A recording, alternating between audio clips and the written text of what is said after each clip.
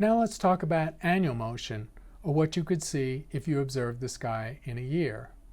Here's what you would see in a far northern latitude, somewhere near the Arctic Circle, if you looked at the sun's position at its highest point in the day, midday, solar noon, throughout an entire year.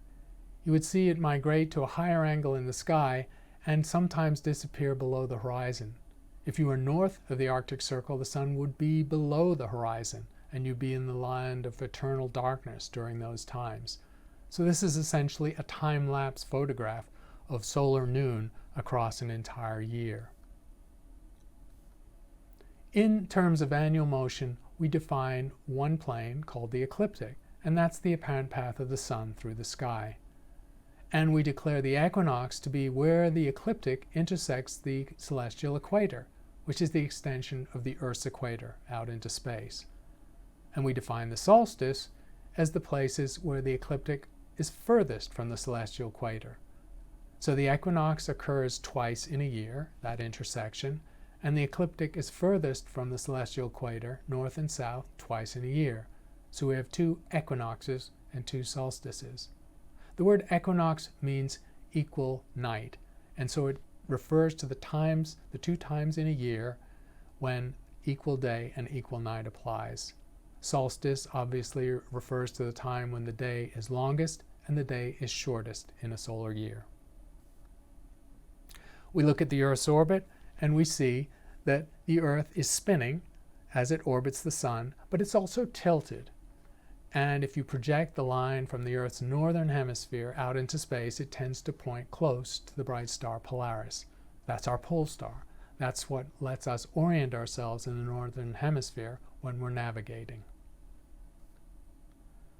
Cause of the seasons is important to recognize, and it's caused by that tilt.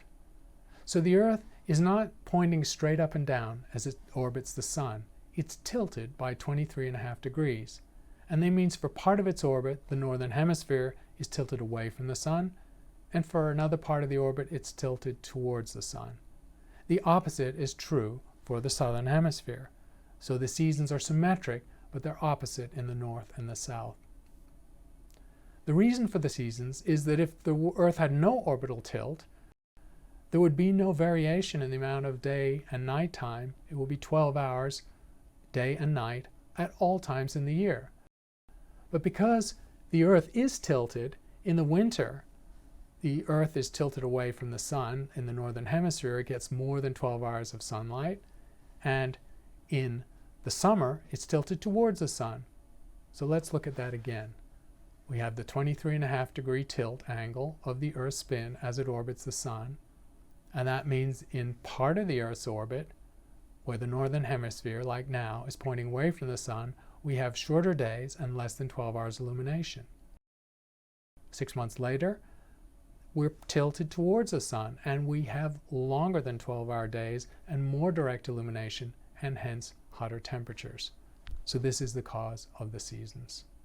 Let's look at it one more time.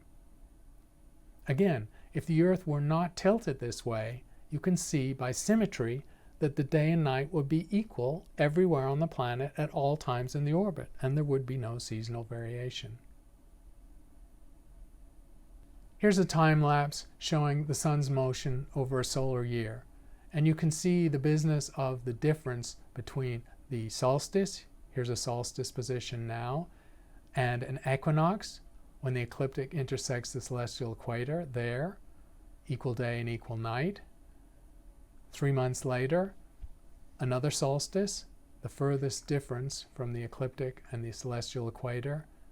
And 3 months after that, another equal day and equal night. And these differences correspond to the different tracks of the sun through the daytime sky. This is just fun to look at, an animation, giving you a sense of these seasonal variations of the sun's position, again seen in a northern latitude on the left, beautifully reflected in the water, and then mapped into the seasonal cycle that reflects our pleasure in the seasons and the vegetation and the changes in climate and temperature that we all grow up with. Note that in the tropics, the seasonal cycle is less prominent because the sun occupies a high angle in the sky for most of the year. as seen from northern latitudes, the sun will never be directly overhead. But as seen within the tropics, Tropic of Cancer to the Tropic of Capricorn, which run between 23.5 degrees north and 23.5 degrees south, in that band of the world, the sun will always at some point in the year be directly overhead. And so the seasonal variations are less. There's a beautiful thing that you can see called an analemma. An analemma reflects the fact that if the Earth had a circular orbit and no tilt, the sun at midday would always be in the same point in the sky. And so taking a time lapse or taking one picture at noon every day for a year would be rather boring because the sun will be at the same point. If from the northern hemisphere you actually do that experiment of taking a picture at every day at noon, in this case not every day because the points will be too dense, but say every week, you see the pattern here. Remarkable. So the analemma is a reflection of the fact that the Earth does have an axial tilt, and that's what gives the analemma its extent in that angled direction. But it also has an extent in this transverse direction, and that's because of the eccentricity of the orbit and the fact that the sun and the Earth moves non-uniformly through the orbit as the annual cycle progresses. And so the subtleties of the variation of the Earth's orbit lead to this remarkable effect seen over a year. In this example, we look at a real analemma from 2011, and you can see how that picture of the sun at its highest elevation at noon over a year maps on the left into the actual variations in its orbit.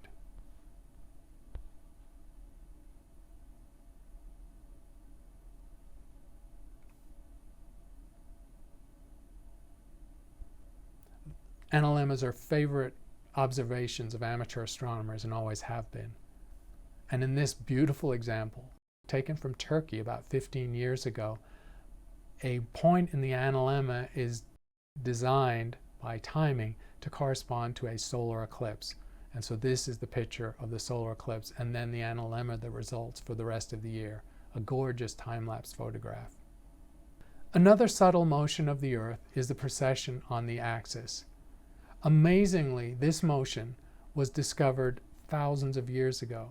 It's very subtle because the motion you're seeing takes tens of millennia to do a complete cycle. So unlike the spinning top on the left, which is just wobbling every second or so, the Earth is a massive object, and its gyration, like a gyroscope though, just a scaled up gyroscope, takes tens of thousands of years. And that means that the pole star in the northern hemisphere has not been and will not always be Polaris. It moves around the sky, the projection of the Earth's north pole into the sky, and this shows how that happens. But it is directly and physically analogous to the angular momentum of a spinning massive object and its wobbling when that angular momentum vector is tilted. And so the Earth is doing this precession, and the night sky is changing very subtly. And this was amazingly discovered thousands of years ago by careful and meticulous observations over centuries. So it is truly amazing that ancient cultures could divine a celestial phenomenon where the cycle was so long. Let's look at the annual motion. We're now relating the appearance of the sun relative to the ecliptic and the celestial equator, which we've seen before, to the position of the Earth as it orbits the sun. And so we can connect these two things, the seasonal cycle and the annual motion of the Earth around the sun. In terms of the annual motion, we define the zodiac, the constellations which lie along the ecliptic. And we can count a solar year, which is the time it takes for the Earth to go exactly to the same point in its orbit as it was the year before. This time is 365 days, 5 hours, 48 minutes, and 45 seconds. Very accurately measured, of course, in modern astronomy. Remember, the seasons are caused by the tilt of the Earth's axis, and they do not have any effect due to the Earth's distance from the sun. This is a standard misconception, the idea that the seasons are actually caused by the changing Earth-Sun distance. In fact, the Earth does change its distance from the sun by about 4% from its closest to its furthest. But that effect, if you work out the illumination, is totally insufficient to cause the seasons. The much more dramatic 23.5 degree tilt times 2 for a maximum angular variation of 47 degrees over a year is enough to cause a lot of difference in heating. The other rebuttal to the fact that the Earth-Sun distance causes the seasons is that if that were the case, the Earth is one object, and yet the seasonal cycle in the southern hemisphere, in Australia and South Africa, for example, is the opposite to the seasonal cycle in the north, where we live. And so how would that be the case on one object moving closer and further from the sun? Whereas the Earth's tilt immediately makes it obvious that when the northern hemisphere is tilted away from the sun, our winter, the southern hemisphere is tilted towards it, their summer, hence the opposite seasons. And if you look at the actual number in decimal form, you see that a solar year, the time it takes for the Earth to go to the same place in its orbit, is a little bit under 365.25 days. And that was the basis, of course, for the Julian calendar, which added a leap year, in other words, added a day every 4th year, because that gives you an average of 365.25. Notice that that is not exactly right either. That's 1/100th of a day off.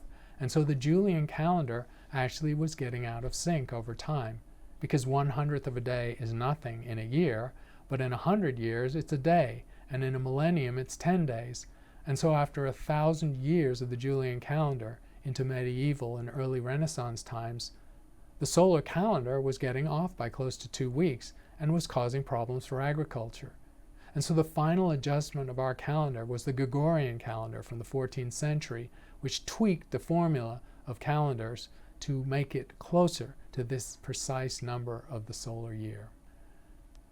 As we've seen, the annual motion is simply explained by every star rising and setting 4 minutes earlier every day. So in a year, the constellations move through the entire sky. And you can see it here. The Earth moves around the sun, and so in the opposite direction of the sun would be midnight from the Earth at that point. And so here we see Aries in the midnight sky. A little later, a month later or two, we see Taurus at midnight in the night sky, and so on through the Earth's orbit. The 12 star signs of the constellations in the zodiac, or the zoo, or the circle of animals, reflect the star signs. And these constellations are the most famous constellations because, of course, they're the ones that the ancient people saw. They occupy the strip of sky called the ecliptic. So they're the most prominent to ancient civilizations, and that's where astrology got those constellations from, and where the 12 star signs came from. And that's the end of this topic.